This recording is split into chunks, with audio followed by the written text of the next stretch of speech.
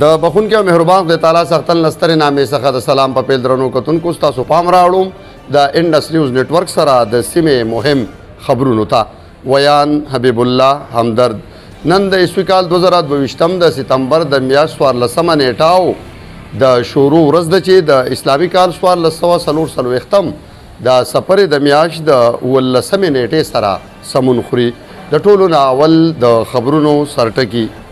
د صوبایي حکومت لخوا د انصاف فوډ کارت د لارې د 2000 روپو میاشتنۍ مرستې اعلان کول.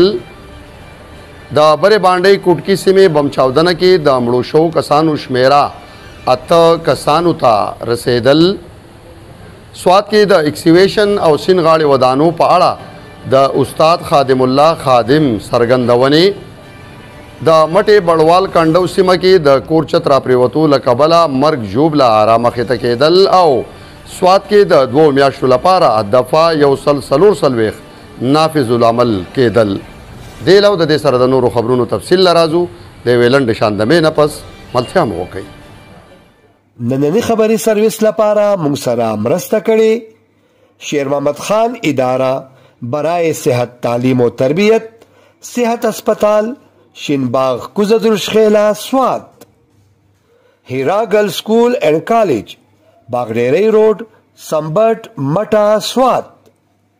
خیبر الیکټرانکس محمد خان بازار دکان نمبر 48 مٹا سوات. HB Group of Companies HB Carpets Furnitures and Mattress Mingawara Road Tutke Swat.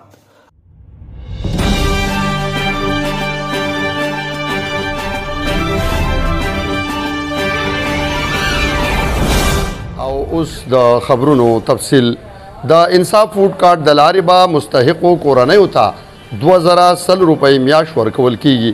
پروفیشنل کلایمیټ چینج پالیسی اینڈ ایکشن پلان 2022 له منظورۍ او 18 آئینی ترمیم وروستو خیبر پښتونخوا لومبۍ صوبه ده چېرته چې د موسمي بدلون لپاره پالیسي جوړه شوې ده.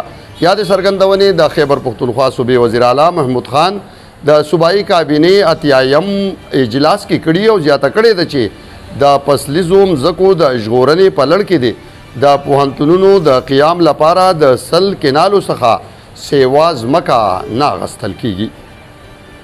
د برې بانډۍ کوټکي ماین چاودنه کې د مړو شمیره 8 کسانو ته رسیدلې.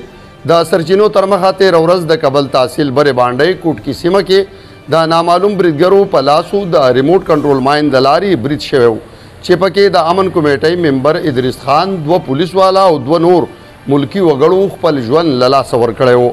پولیس وایي چې نن د یادې سیمې څخه 3 نور مړي موندل شوي چې له کبله یې تر دې دمه په یاده چاودنه کې د مړو شوو کسانو شمیره 8 کسانو ته رسېدلې ده.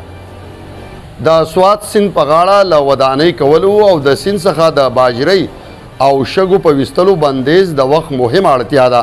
یادې څرګندونې د کوزې درشخیلې سماجي شخصیت او پخواني هیډ ماسټر خادم الله خادم کړي او زیاته کړې ده چې دا وخت سیلاب ځپلي ولس سره مرسته د هر چا اخلاقي ملي او دینی ذمہواري جوړیږي. باید ولس په دې اړخ ته په سمه توګه پاملرنه وکړي.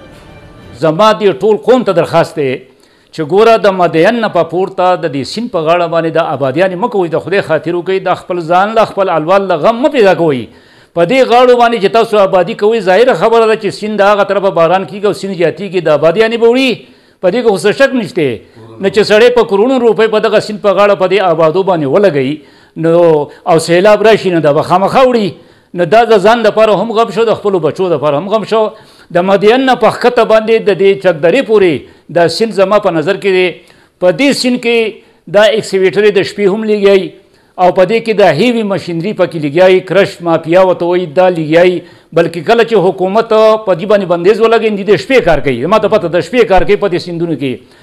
دا سینې ټول ډوغلې ډوغړې کړه د کویان کړه.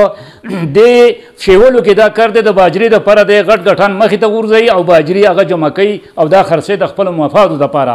د ذاتي مفادو دپاره د قوم ډېر غټ نقصان کوي او دومره نقصان کوي چې د هغې نتیجه موږ ولیده چې د دې اصالې سره همدرد صاحب دا لوی لوی غرونه ټوپ کړي. دا ما وی دا سیلاب به راځي دا سیند به داسې خامخا راځي.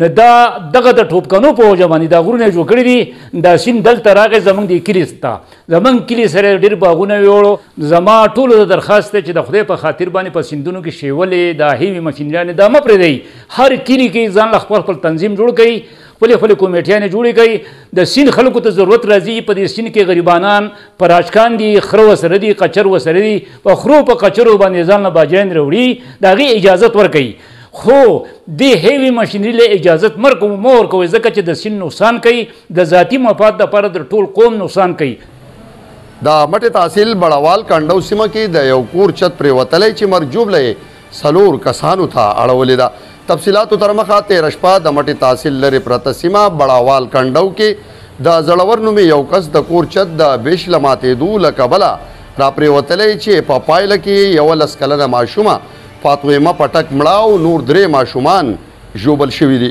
ژوبل ماشومان نږدې روغتون ته لیږدول شوي د ځایي خلکو د حکومت او شتمن ولس څخه د یاد غریب کور پرېوتلي زړور سره د مالی مرستې اپیل کړی دی سوات کې د 2 میاشتو لپاره د په 140 نافذ العمل شوي او په آتشبازۍ او هوایي ډزو مکمل بندیز لګول شوی تفصیلاتو تر مخه سوات کې د حالیه پیښو له کبله د 2 میاشتو لپاره دفعه 140 نافذ شوی د ډي سي او سوات جنید خان لخوا جاری شوی پیغام کې د امن او امان پر ځای ساتلو په لړ کې په هوایي ډزو او آتشبازۍ باندې بندیز لګول شوی د سرغړونې په صورت کې به د سیکشن 188 PPC لاندې کاروایی کولی شي دا او تر دې دمه خبرونه د نورو خبرونو اپډیټس لپاره کتلی شئ انډس نیوز نیټورک د الله په امان